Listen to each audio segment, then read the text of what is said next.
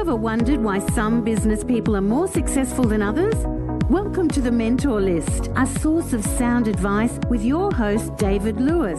The Mentorlist specialises in interviews with top business minds. Listen to their stories, list their habits, and most importantly, gather their advice for your career. This is the Mentorlist. Today we are sitting down and having a chat with Sanjay Khushu. Sanjay is the Group Financial Controller of Telstra and a passionate mentor who believes strongly in active leadership. I've had the pleasure of working with Sanjay and experienced firsthand the quality leadership he portrays. I've also been the beneficiary of his trusted counsel and advice on many occasions. It was no surprise the amount of interest I received from listeners recommending getting Sanjay on the show. So please enjoy. Okay, hi everyone. I've got Sanjay Khushu with me here. We're at Telstra headquarters. And when I started this podcast, or before I started this podcast, I actually sent out a survey asking people, should I do it? One, and the answer was yes. And one of the other questions was, who should I get on the show? And Sanjay's name came up many, many times. So that was the pressure I needed to get him on the show. In fact, no, he was very open to coming on the show. So Sanjay, welcome to the show. Thank you, David. My pleasure. So for those that don't have the pleasure of being involved with you before or working with you before and knowing your story, do you want to share with the wider listenership, who you are and what you're doing and that sort of stuff? Sure. David, I started, my background, I've got an Indian heritage. So I was born in India and grew up there.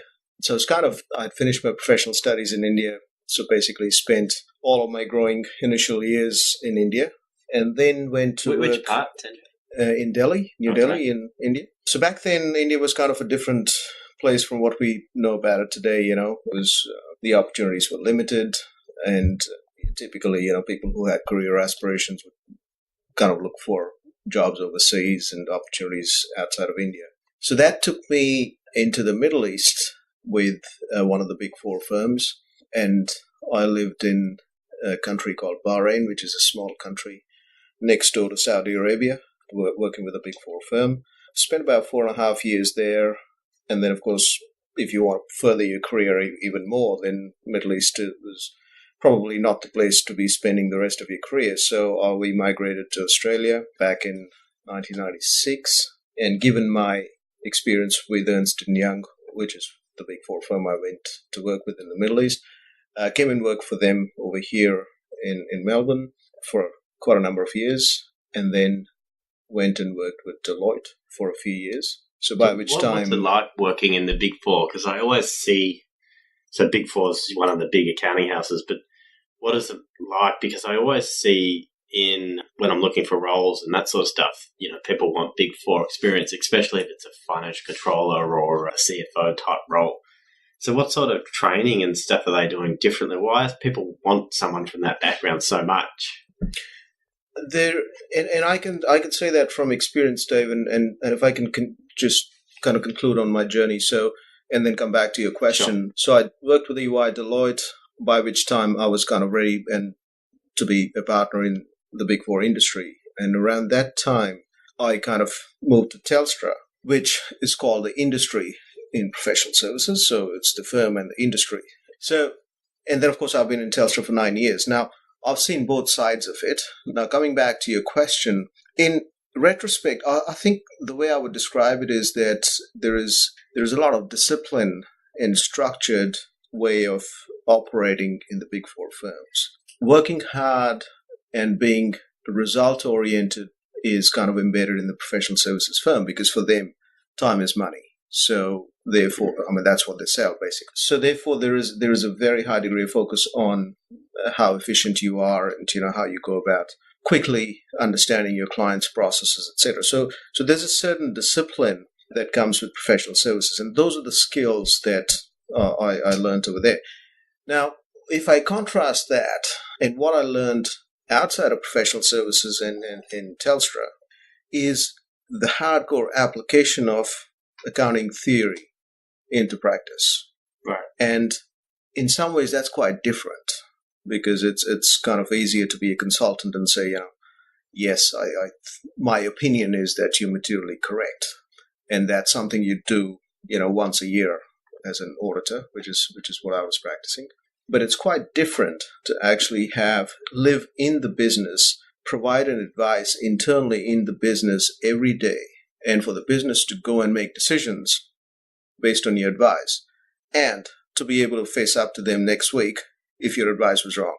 Yeah. And they made the wrong decision. So therefore, you're not going away anywhere, and you're not turning up once a year to provide an opinion. You were there next week, and something's gone wrong, and you have to face the consequences. So therefore, the rigor of accounting rules and standards and how you apply accounting theory is very real on this side of the industry. So I've now done 9 years in Telstra, and you asked me what my career journey has been. As I just touched on, it was a variety of experiences. So I learned the discipline, the presentation skills, how to concisely present your findings and your observations to an audit committee of the board, are all the skills that I learned in professional services. But I've got some drilling going on on cue. But to then deeply apply that in practice is what I learned in Telstra. So I started in Telstra. So by the time, as I said, I'd finished up with the Big Four, and at that time, and I'll tell you the reasons why I made the change, but I came in and joined Telstra as General Manager of Investment Accounting. So that's consolidations, M&A, corporate restructures, etc. And then... So that was quite progressed in your career when you've made that transition, because it's often that Big Four, you either make partner or you move out, and it's a question of when you're going to move out to industry. Is that a good summation, or am I... That's absolutely how the industry runs, Dave. And on day one, if there's 20 graduates, then the environment is such that you're effectively told that 2 out of the 20, only 2 out of all of you will make partner. So therefore, for the rest of the 18, it's about, okay, so at what point do I make a career change? And so therefore you run the race for as long as you can. And when you get clarity about your future. And then, of course, in the meantime, your aspirations change, and 5 out of the 20 or X number would feel that that's not for them to be a partner in a Big Four firm. So therefore, that's when the career change happens. But you seem to have made partner, so you're in the top 5% if my maths is correct. So you're obviously doing something different to the other 19, 18 grads that year, but now you've made the transition. So you... I was, Dave, and what was driving my decision was a sense, and when I did come to that point where partnership was a real opportunity and it was effectively on the table, it did mean some relocation and disruption to my personal life and my family and the kids, etc. And that prompted me to kind of reflect on what it is that I was chasing for many, many years, and whether I was prepared to kind of give it more time for conditions to be in my favor in terms of geographical location, etc. And that was a moment of reflection, and the answer I got to, and I really asked myself the question as to what it is that I've been chasing and what do I need to prove to who. And the answer I got was that I was effectively competing against myself, really. So I had nothing to prove to anyone by that time in my career. I realized that there was nothing I had to prove to anyone. It was only myself that I had to prove something to. And on that day, I could actually tick that box and say, yes, I pursued a career in professional services. I've gotten to this point, and there is nothing beyond this that I need to prove to myself. And therefore, what is it that I really now want to do in my career? And the other point of reflection was that whilst professional services seems like or is heavily reliant on team performance, but at the core, it's an individual sport because everyone's trying to become partner, or most of them are trying to become partner. Yeah. So when you bring it down to that level, it is very personal and it's a very individual sport. And there was a sense of fatigue of, running the race solo and trying to further your career, because it's not a group of individuals that becomes partners. It's an individual that becomes a partner. Yeah. So therefore it's a solo race. Yeah. And I had I had moved on from there, and I had had enough of that. And I was really interested in building high-performing teams. So it was no longer about me individually, but about how we collectively become famous. And when I then started in Telstra, I was totally focused on how famous my team could become and how successful they could become in Telstra. And that's what I focused on. And my reflection and my aspiration was to be leading a high-performing team as opposed to being a brilliant individual who was operating or managing a team. So I didn't want personal glory at that point, and I thought that we want to become famous collectively. So from a momentum perspective, how would you compare, when you're kind of competing against yourself, which you couldn't pick a tougher competitor, versus sort of doing something for someone else? And so from a momentum perspective, did you have a sense of higher purpose when it wasn't just for you or for your own cause? Or yeah, it wasn't a higher purpose, but I think there was a transition in style.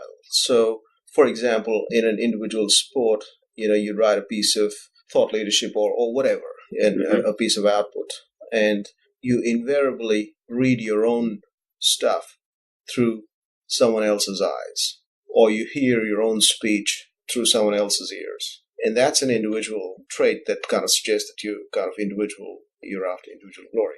The transition was, how can I teach? How can I make my team as good as I am? And that's my obligation, so that someone in my team should be able to write something as good as I could write, or think as well as I could think. So that was kind of my obligation. I started to focus on my team and how I could develop them, teach them all the things I knew.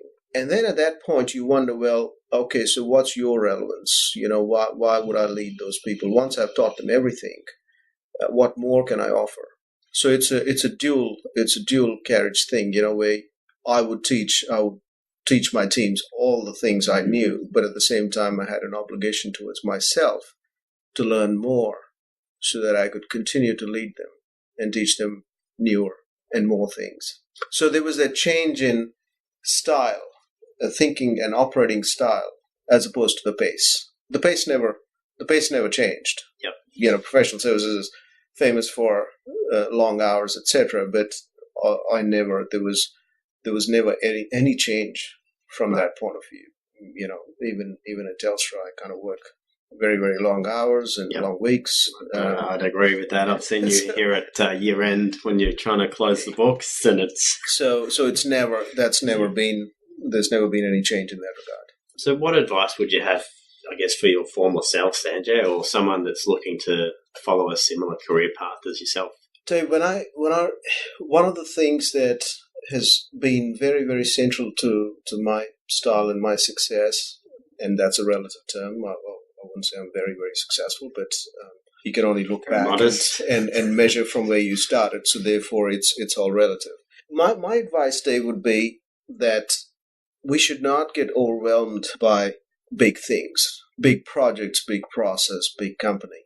Anything that's big and complex is made up of many number of small things. So therefore, we need to develop the skill to cut through complexity and state the problem in very simple terms. So break it down to a point where the problem's right there in front of you, and it's a very simple problem, and break it down to that level, and then start to solve that small problem. And the more you do, you will find that the big problem starts to break up, and you're starting to make cut through. Right. From a career perspective, I have always been well prepared. I have very seldom in my career tried to wing through a meeting or an event or whatever. So what do you do to? Well, you pay a personal price for it. So this might seem odd, but I have now attended 30 Telstra board meetings, and since I've been in this role, and I started to attend board meetings, I'm very familiar with the process. I'm very familiar with the issues, and it's generally on a Monday, and I'm always here on Sunday mornings preparing for it, even though I'm very, very familiar with what's going to happen on Monday. So the personal price that you pay for it is to put in the effort. And this would be my advice. Be prepared for whatever you're participating in. And if not, then it shows. There are people who are gifted, who are very sharp, pick up things very, very quickly, but anyone who's got an average intellect or average kind of IQ, I would suggest would need to supplement to be very effective in a situation, in a meeting, in a problem-solving session. Anyone that's average would really benefit from preparing for that event. And if it means paying a personal price for it, well, that's kind of what you invest in your career. So what type of things are you doing on the Sunday to, help you be prepared for the board meetings? Well, I go through all the material, I get my thoughts together. One of the things I almost constantly do is to preempt the next question. So I put myself in the shoes of my stakeholder and say, well, if this is what I'm going to say, or if this is what I'm going to write and they read it, if this is my conclusion on something, my observation on something, if I were in their shoes, what would be the next logical question they would ask me? And I prepare for that. So, and in order to do that, you need to actually develop a sense of what would I do if I was faced with this, if I had this information in front of me, if I was faced with this situation, what would I do? What would I ask? What would I want to know? So therefore be preemptive and prepare yourself for that next question. And I find that the hit rate on that is quite high because some of those follow-up questions and the next piece of information is quite logical. Mm-hmm. And it's only because you hadn't thought through it that you could not anticipate it. But they're all very logical next questions. Right, okay. That's kind of a good segue into habits, I guess. So do you want to share a habit or habits with the listenership that you think of, well, including that one, on top of that one, that maybe you're practicing at some frequency daily or weekly that you think's helped with your success? Dave, I'll share two habits. One is that of reflection, and every morning when I drive into work and every night when I'm driving back home, my brain's like a radar. So I'm scanning for risk, and I'm replaying the events of the day. And I scan for risk and I scan for things that could go wrong. So things always remain fresh in my mind. I don't need someone to remind me on an email that something's coming up or whatever. I kind of keep refreshing my risk register, if I can call it that. The other habit I have is to actually visualize what the future state will be. So whatever that it is that I'm engaged in, whether it's a project or whether it's some kind of accounting problem or whatever it might be, I try to put myself into the future and say, well, where am I going to be? In what situation am I going to find myself? Or what will this project look like? Or what will this organization be able to say about this 2 weeks, 2 years from now? So I kind of visualize the headline. And I use this with my teams if we are engaged in something. And I say, well, if the Fin Review was to write an article a year from now, what would they be writing? And that kind of gives me a sense of what I need to solve for, what I need to do to be able to meet that headline. So I always put myself in the future. Now, also to give you a little bit of downside of that, but that's a habit I constantly apply to find myself and visualize myself in the future and then back solve for all of the things that could go wrong. And is this in the car or is this something you sort of... No, this is all the time. So whatever I'm doing, I think of myself in the future and then I solve for the things that could go wrong. The downside of that is, and you got to be careful about that you don't constantly live in the future because you got, that's right. Because if I'm always put myself in 2 weeks, 2 years out, then what is my today looking like and how do I enjoy today?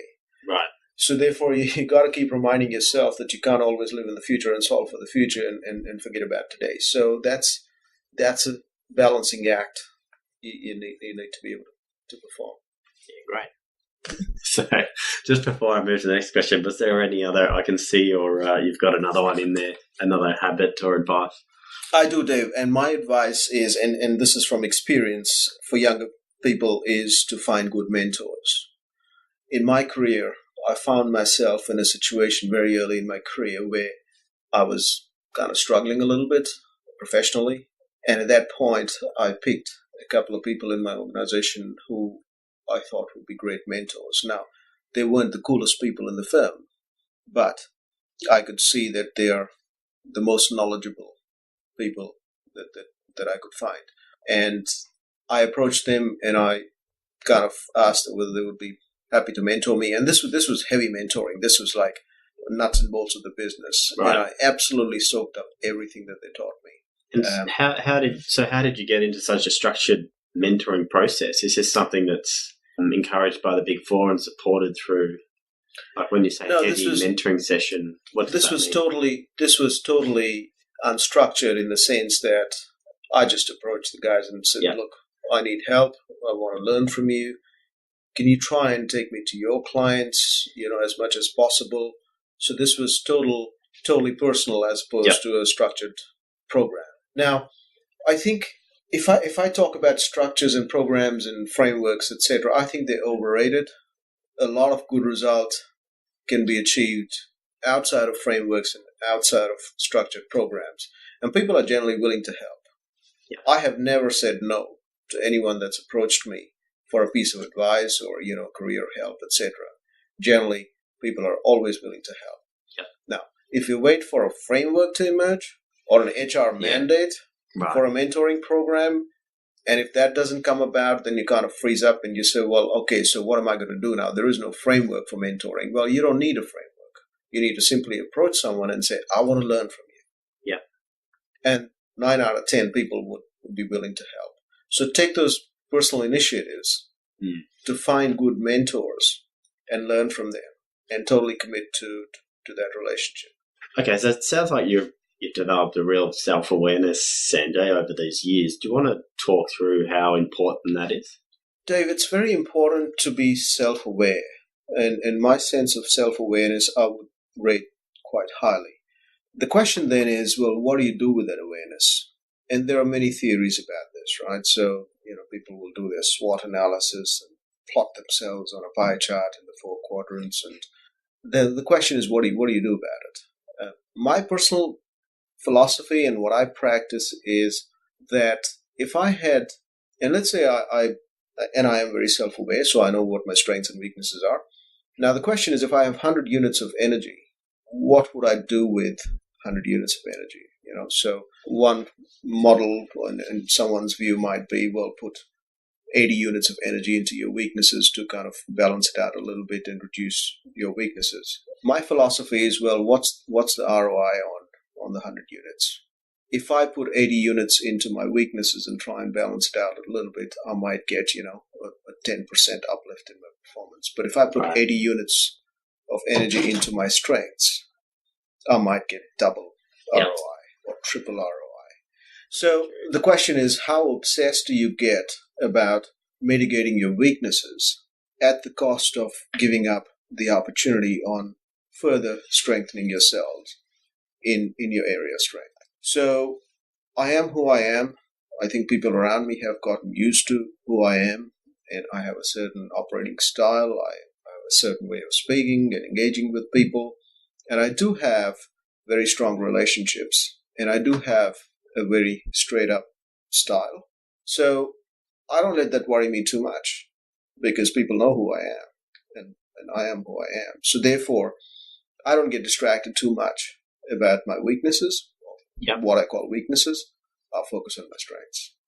Got it. It's a great way to look at it, the energy, and just having a capped level of, this energy which you can allocate out. So it's an interesting way to look at it.